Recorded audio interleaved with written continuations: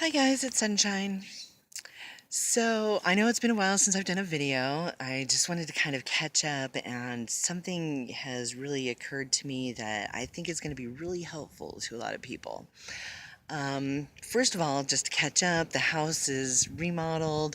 I've been hanging pictures up on the walls and putting knickknacks into place. A couple of really cool things have come out of that.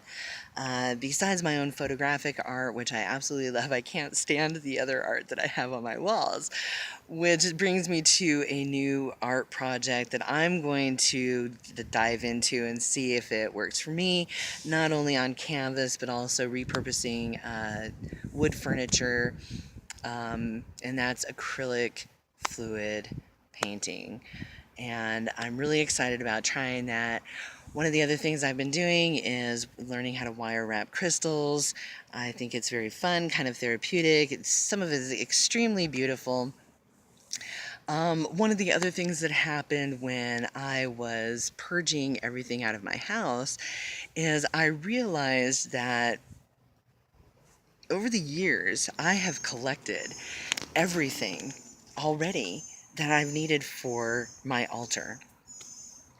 My meditation altar, my prayer altar, my energy altar, okay? One of the things that happened was my aunt, back in the day, used to do Rennie fairs, and her husband made copper jewelry. Back when I was 15 years old, I went to visit her in Florida, and she had given me a gift. And I don't know what it was, but there was something happened. I'm going to call it my spirit guides, because they've really been there for me. Really been like helping me go do all of this whole transformation thing. So all of a sudden, now my jewelry had been stolen out of my house at one point, years and years back, which was heartbreaking. None of it was really of any value except for sentimental value, except for this one shoebox lid that was sitting up on a shelf that they didn't get. That had a few really special things in it, one of them being a bracelet that my biological father had made for me just before he was killed, and a couple of other pieces. Um, One of them was, now again, I don't know why it occurred to me, but all of a sudden it did, that my aunt had given me this gift, and I burst into tears because I realized it was my magic wand. Okay, guys, I don't know what else to tell you about it. It is my magic wand. It's a hat pin that she gave me, and I feel that this actually goes back a lot longer uh, than just this lifetime. That was the energy that I felt. That was the tears that came, the gratitude for my aunt having brought it back in my life and that I still had it. Still makes me kind of emotional. But this is the kind of thing that like has been in my home for years and years and years, and it's just now I'm realizing that I've had all of this. I've had all of this all of the time. It's never left me. It's been coming to me all of this time. So, like a crystal ball. Okay, years ago, somebody like actually brought a purple crystal ball into my house, left it. It's been sitting in a box on a shelf for a decade, and whoa, there it is. Now, I don't know how to use crystal balls. I don't know if I'm ever going to use it as a crystal ball. Not like in the whole fairy tale thing, but it's pretty cool. That's all I can say is it's way cool. So crystals too. I've collected crystals and these amazing rocks and these really cool baskets, and even like what are they called? Porcelain, like that scientists would use to, or whoever, to mix herbs and whatever. I mean, all of it. All of it. It's already there, which is pretty amazing to me. So, so now the transformation. Okay, so let's get caught up where we are with that. Oh, and also I have finally really deeply understood. I've talked about my ancestral lineage, how I know that there's something significant going on there. I've talked about healing that. I really see it in my family dynamic. But the great thing about it is that I do have Viking roots. We've traced that back. I think it goes back way further than that. I've actually connected to Odin's energy. He loves to laugh. I make him laugh anyway. I don't know.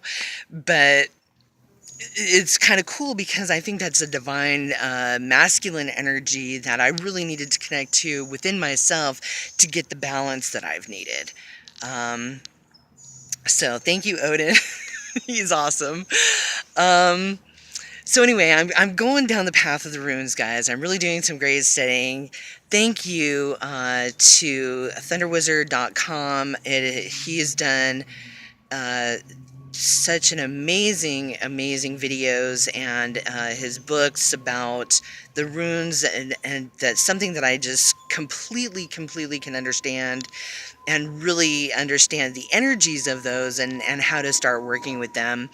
Um, so thank you to him. If you have an interest in really learning about the runes in that way, how the energies work, how those, he's just done a great job.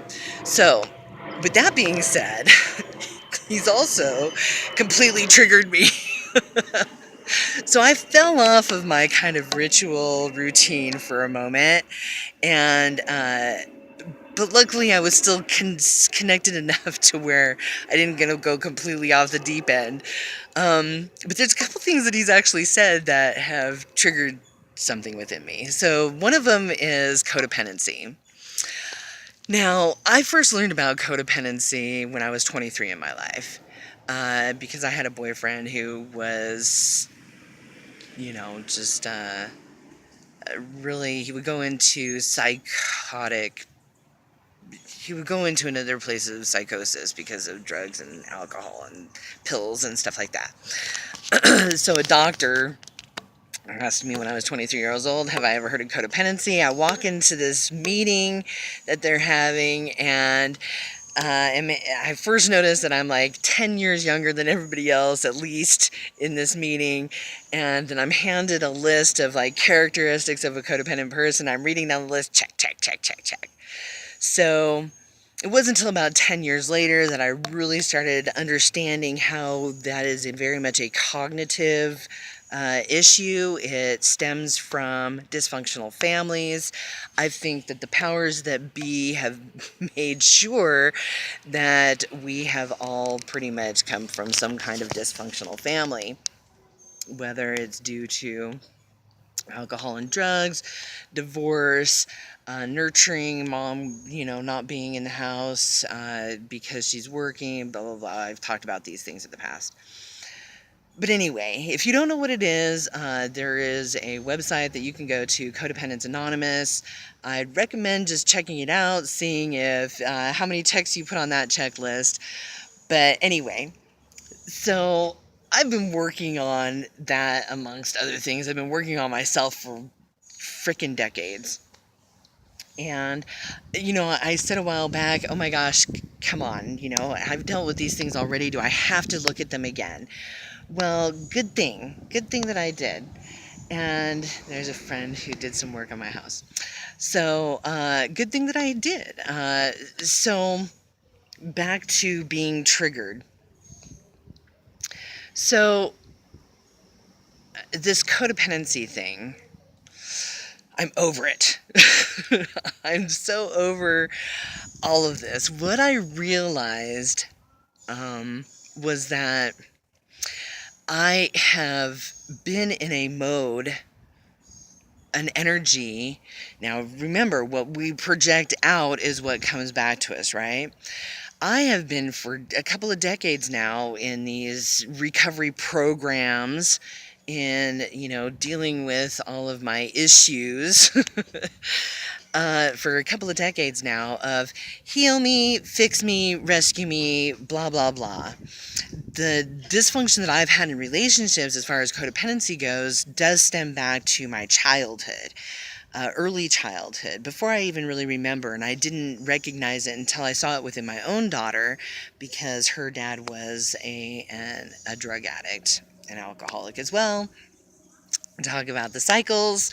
Yes, they do continue. I see this in my family, abandonment issues that go back, back, back, back. This is all very ancestral, cyclical type energy that, thank goodness, I have experienced what I've had and had the opportunity to really take a very close look at all of these things in my life, so that I can break these cycles. At any rate, so, what I realized is that I'm so over it. I'm over being fixed and healed and rescued. And oh my gosh, I've been talking about living the 3D experience to our fullest, right? Uh, that's where the transformation's happening. We're not going anywhere to some fifth dimension. The transformation's happening here. I see it. I see it in the trees. I see it, in the earth and what's happening. The shift in energy vibration, the shift in magnetism, and how that's affecting the earth and also us individually. So I'm taking advantage of that time. I am letting go of that energy of fix me, heal me.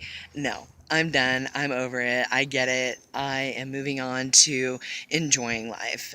Doing what I've known as a child is what it's all about, and that is living this experience in the energy vibration of love and happiness. I'm not finding it out there anywhere or in any man anywhere. It's within myself, and I'm just going to live that energy vibration. So thank you for triggering that, so that I could have that recognition, that I'm over it. Don't try and frickin' fix me, heal me, none of that. Just let's have some fun. So, because that's what I'm gonna do. So now, the other thing that, and I actually wrote about this months ago, but I'm getting a much deeper understanding for it now. I've recognized kind of the fairy tale in life, the energies that are the characters of the fairy tale. And I see this in tarot. I see it, basically everything fits on the tree of life. It is those energies, and that is the fairy tale energies as well. So I think about the warrior and the narcissist. Now, this is not to offend anybody, but I think that a warrior really has to take on a narcissistic mindset in order to survive, right? So I've talked about people who've been in the truth community and doing this for a very long time. There's more, I think, men than women who have taken on that battle, and they've really been beaten down during, the past couple of decades. And I get it, I get being beaten down. So the warrior and the narcissistic personality, and then I've been shown these videos of how the empath is the feminine energy, and how now that they've taken on this narcissistic energy, and so you've got the empath and codependency, and if I love you enough I can make you happy, and so it's been this energy exchange dynamic that is extremely unhealthy. But how do we get past it? How do we get past it? So how does the warrior in his narcissistic mentality break free of that and embrace his divine feminine energy again? And how does the divine feminine energy, so this is the other thing that triggered me, was somebody said that the divine feminine is afraid to embrace her divine feminine energy, and I completely disagree with that. I think that we embrace it all day long, every day, as moms, as nurturers, as caregivers, as all of that. Now, you can go to the extreme as an empath and get caught up in that whole energy exchange of if I make him happy or if I love him enough, I can make him happy, but they're a narcissist, so that's never going to happen. So, yeah, these dynamics are going on, folks, and we got to figure out how to break free from those. But I don't think that the divine feminine is afraid to be in her divine feminine energy. I think, if anything, after centuries of oppression, that there is more of a fear that no one's going to have their back or that their energy is going to be usurped by narcissists. so how do we break free of all of this? So one of the things that I thought about was a while back that I wrote about was this whole the warrior. You see this in the movies. Okay, this is all fairy tale energy, and which character do you want to be in that fairy tale? So and how does that play out to our benefit? So if you look at like these old warrior movies, calling it could be Roman, gladiators, it could be, Vikings, it could be, just World War II, whatever, okay? I imagine, because I've never been that kind of warrior, that you really have to leave your divine feminine energy behind in order to do that kind of battle. And so where do we leave it and how do we reconnect to it? And so my contention would be that in a statement like women are, by a man who says women are afraid to embrace their divine feminine energy, that it's probably that man who's afraid to embrace their own divine feminine energy. And